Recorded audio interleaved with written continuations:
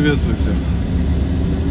Так называемый министр образования Хана Гумба заявила, что в скором времени в Абхазии откроются школы идеологического и нравственного воспитания. Как вам такое? А подготавливать преподавателей к этой школе будут подготавливать в России. Я вообще не понимаю, что это такое вообще, чем тебе не Северная Корея, что значит идеологическое и нравственное воспитание. И тем более их будут подготавливать в России преподавателей. Я не понял, вы хотите стать Башкортостаном, там, не знаю, Татарстаном, где 80% населения не могут разговаривать на собственном языке. Просто тупо не умеют, потому что их ассимилируют.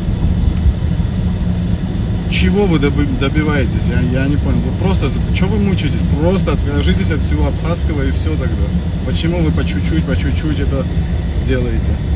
Что значит нравственное идеологическое воспитание? В коммунизме, что ли, живете? Как кто-то должен учить нравственному и идеологическим принципам? Этим могут заниматься только родители. А итог знаете, какой будет всего этого?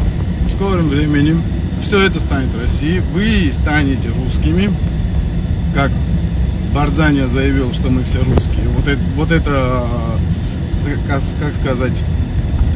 Вот этот мейнстрим будет крутиться во всех абхазских пабликах, что мы в глобальном мире все русские, и понемногу будут абхазы себя ощущать частью российского мира.